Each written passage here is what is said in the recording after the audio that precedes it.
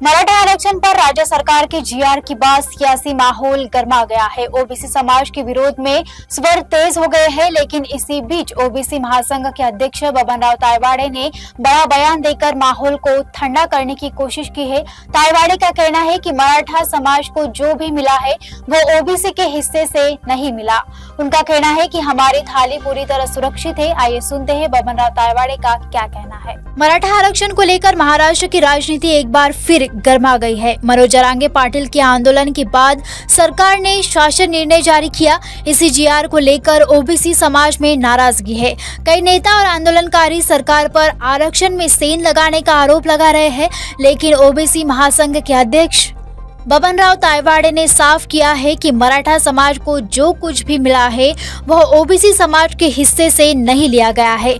तायवाड़े ने कहा, मराठों को हमारे थाली से कुछ भी नहीं मिला है, हमारी थाली पूरी तरह सुरक्षित है। उनका यह बयान ऐसे वक्त पर आया है जब ओबीसी समाज में असंतोष की लहर देखी जा रही है। मी ओबीसी समाजाच्या विद्यार्थी, युवक आणि सामान्य नागरिकाच्या हक्कासाठी जे अधिकार संविधानानुसार, संविधानाच्या कलम 340 नुसार आम्हाला मिळायला पाहिजे ते मिळवून घेण्याची लढाई मी संघर्ष करतो, लढतो। आणि त्याच्यामध्ये आतापर्यंत 2016 पासून प्रत्येक वेळेस सरकारने आम्हाला मदत केली आणि त्यामुळेच या कालावधीमध्ये 59 जीआर शासनाने काढलेले आहे आणि त्याच्यामुळे त्याचा फायदा ओबीसी समाजातील विद्यार्थी, युवक आणि जनमानसाला होत आहे। आणि म्हणून आम्ही आपल्याला जे प्रश्न वाटतात ते प्रश्न सोडवून घेण्यासाठी आम्ही संघर्ष करतो। त्याच्यामुळे इतर बाबतीवरती भाष्य करणं हे मला काही योग्य वाटत नाही। एकदम तुमच्या हातामध्ये शासन निर्णय आल्यानंतर आधी त्याचं सूक्ष्मपणे वाचन व्हायला पाहिजे आणि जेव्हा ते सांगतात की नुकसान होतील तर कुठल्या कारणामुळे, कोणतं असं वाक्य आहे त्याच्यामध्ये की ज्यामुळे आम्हाला धोका होणार आहे। शंका नाही पाहिजे, कॉन्क्रीट सांगा ना।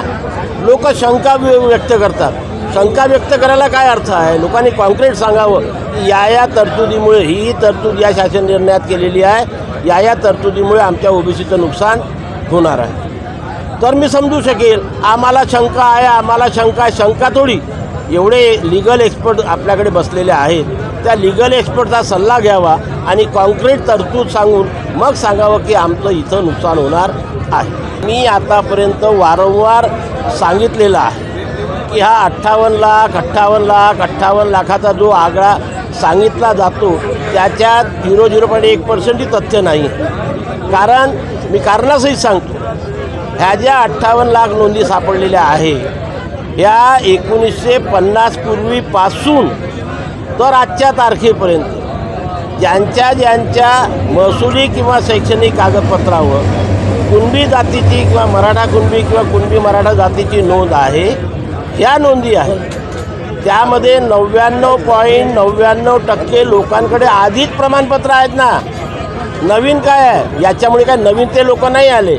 आमच्या आता 4 पिढ्या गेलेल्या आहे, या 4 पिढ्यांजवळ ती प्रमाणपत्र आहे, ती काही यांच्या आंदोलनामुळे आम्हाला मिळाली नाही आहे। मग तुम्ही तो आकडा घेऊन कसे काय सांगताय की नवीन लोक येणार आहे? अरे आम्ही पिढीजात ओबीसी आहोत, पिढीजात।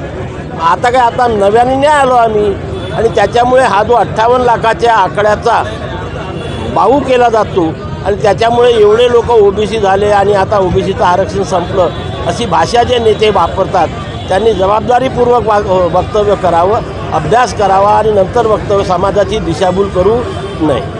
काल माननीय भुजबळ साहेबांची प्रेस जर आपण ऐकली असाल तर त्यांनी एवढं सुंदर वक्तव्य केलेलं आहे की आमचा हा शासन निर्णयाचा अभ्यास सुरू आहे, लीगल लोकांशी आमचा संपर्क सुरू आहे। गणेश विसर्जनाचे दिवस असल्यामुळे ज्येष्ठ विधितज्ञ उपलब्ध होऊ शकून नाही राहिले, त्याच्यामुळे गणेश विसर्जन झाल्यावर ज्येष्ठ विधितज्ञांची आम्ही चर्चा करू आणि जर आमच्यावरती अन्याय झाला असं वाटलं तर आम्ही कोर्टामध्ये सुद्धा जायला मागे पुढे पाहणार नाही। परंतु या शासन निर्णयामुळे समाजाचं नुकसान झालं असं आमचे ज्येष्ठ नेते मार्गदर्शक छगन भुजबळ साहेबांनी आजपर्यंत कधीही म्हटलेलं नाही।